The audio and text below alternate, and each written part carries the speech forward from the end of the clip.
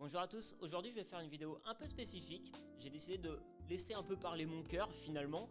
On fait du marketing depuis beaucoup d'années et finalement notre métier c'est d'accompagner les marques à parler à leur audience. Et je me suis dit, et si je livrais les 3 marques avec qui j'aimerais vraiment travailler de par une histoire particulière que j'ai avec elles.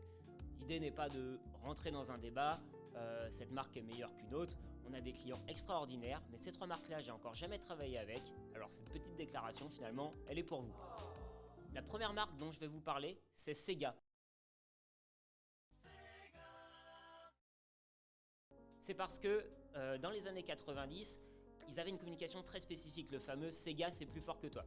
J'ai pu me documenter sur un bouquin qui est très intéressant, qui est lié à beaucoup de ses fondateurs ou alors de ceux qui ont dirigé la partie Sega France. Je pense notamment à Dominique Corr ou à Frédéric Reynal qui avait le studio No Cliché, sur une période assez importante du secteur vidéoludique, là où il s'est vraiment professionnalisé.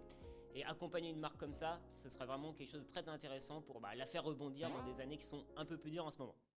La deuxième marque dont je voudrais vous parler, rien à voir, là on parle d'un grand constructeur automobile international et français qui plus est, Renault.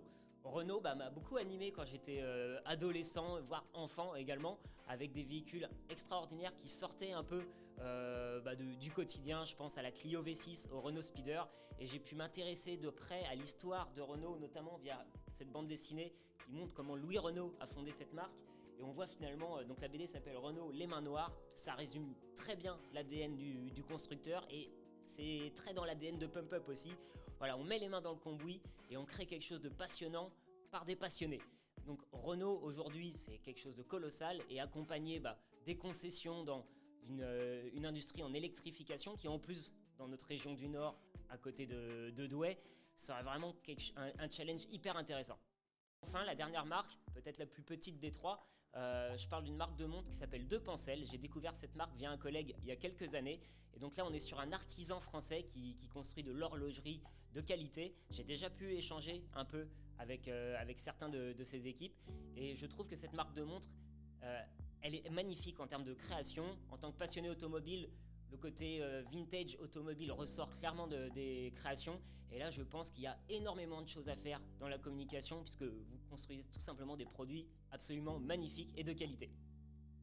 Voilà, je voulais vous partager ces 3 marques qui m'ont marqué, sans mauvais jeu de mots, au cours de finalement toute ma vie actuellement. Et je me suis dit que ce serait sympa de sortir un peu ce qu'on a dans le cœur, dans les tripes, pour montrer avec qui on a envie de bosser, entre autres, bien sûr. Et je vais laisser la parole à certains de mes collègues. Ça peut être très intéressant que chacun partage justement les marques qui l'animent.